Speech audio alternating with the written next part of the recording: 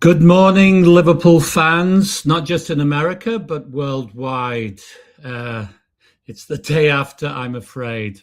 But first, just to explain the situation, my game schedule is starting up here in the Boston area, and it's very, very difficult for both Salim and I to get together after the games. So we will do it whenever we can, but currently I think that we're going to concentrate more on him doing the post game, and then the next day I will follow up with my own thoughts. But anyway, yes, Wolves 2, Liverpool 1.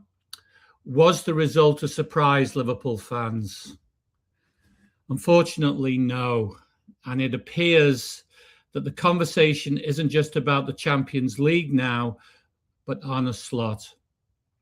And this has been going on, I guess, for a couple of months, but it seems to be rising in intensity and feeling. But first, let's discuss the game. And we have to say we have seen it before. A first half of slow, ponderous possession, very little penetration, few shots on goal. Second half, a little bit better, but unfortunately the opposition has settled. They've got their game plan, and credit to Rob Edwards and his Wolves team. They were well ensconced in what they were trying to do, and Liverpool weren't finding it easy to break them down. Suddenly, we get a game-changing moment, and Liverpool falls behind. And we've seen this many, many times before. At this point, it's kind of all caution has gone. It becomes, as many have labelled it, a basketball game, end-to-end.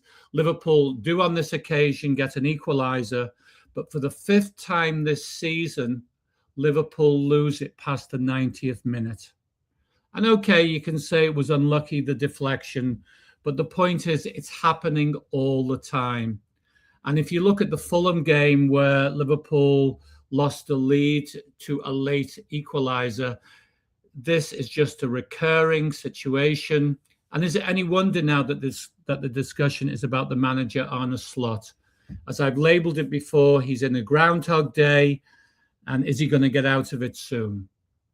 Now, the problem for Arne, if we're going to start talking about his situation, when he took the job, and it was the same for any Liverpool manager coming after Jurgen Klopp, was indeed Jurgen Klopp. He was such a charismatic and successful manager. Following him was never going to be easy. But if you look at the recent history of Liverpool Football Club, it's something that we've seen before. Think of Bob Paisley after he took over from Bill Shankly. And I well remember those days. I was younger then, obviously, and I can remember thinking at the end of Bob Paisley's first season that he was never going to be able to take over from Shankly, because he just didn't have the outgoing personality and the enthusiasm. And so I was wrong. Paisley was able to establish himself and went on to great things, even eclipsing what Bill Shankly had done before. Now, with Arne Slot, he had a fantastic first season. He made a lot of smart decisions. He inherited not only a good team of players, a good squad, but it was a squad that had a very, very strong culture and a very, very strong team spirit. And at this moment in time, that spirit seems to be totally and utterly shattered.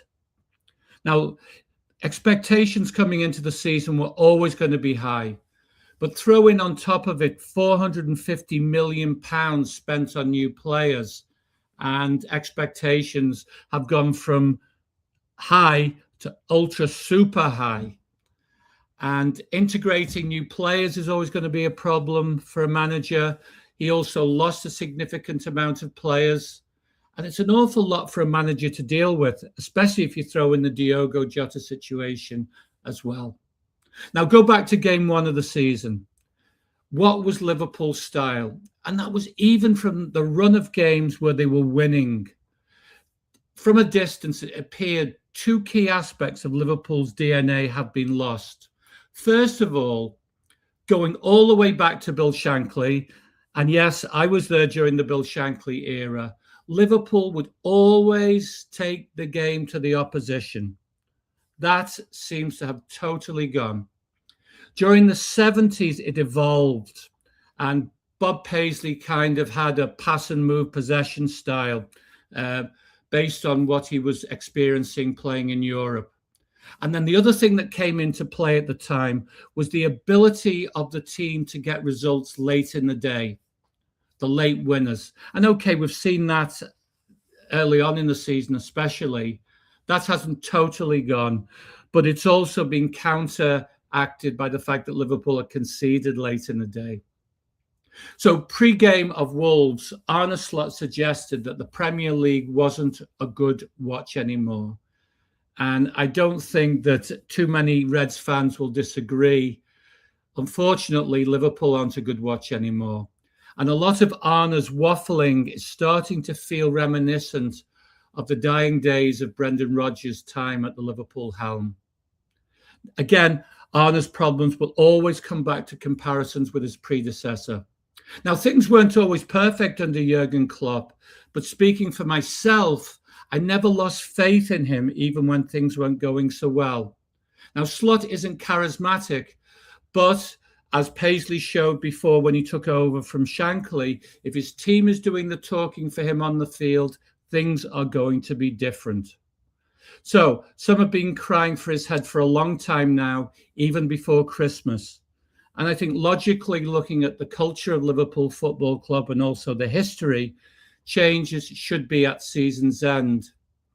For myself, long range, my concern isn't as much about some of the results, but the way that the evaporation of team spirit has come about so quickly. Many players are potentially being talked about leaving the club in the summer, and this is going to create more problems. Now, Arne could create a new team chemistry and a new team spirit, but the difficulty I feel is he's losing the fan base. And some of the characteristics of the way that he puts his team and his squad together are questionable. A couple of them, we even saw it a little bit in his first season. His subbing. I mean, what's the point of throwing on Ingamoa for a few minutes here and there? I'm not sure. Federico Chiesa is an experienced Italian international, and I think he's a good player. Could he be used better? Rotation is a question. We saw that a little bit in his first season. And then one thing that Jurgen Klopp was very, very strong on was his use of academy players. And Arne Slot seems very loath to really use his academy youngsters. Ultimately, it's going to come down to whether Michael Edwards and Richard Hughes still believe in Arne Slot. So presumably to get to that point, they've got to consult and they have to get the input of the senior players at the club. However, even if everything is positive on that point, there are still the problems of the fans. And the fan base does appear to be turning. And we all know that the modern fan isn't patient. And unfortunately, social media, YouTube, as I'm doing now, it's very, very easy for fans to voice their displeasure. So Friday, the Reds return to Molineux. Same team in opposition. It's a cup game, so maybe slightly different from that point of view. What is the game plan going to be on a slot? Because we know what Wolves are going to do. I mean, like, they don't have the personnel to really change too much. Can Arne Slot break out of his Groundhog Day? And more to the point, would you, as a Liverpool fan, bet on him doing so? So I'd love to hear from some Liverpool fans. What do you feel? Let's get some comments. Let's get some conversation going. Please subscribe to this podcast. Love to hear from you. Love to have you following us. And we will see you after Friday's game. Bye now.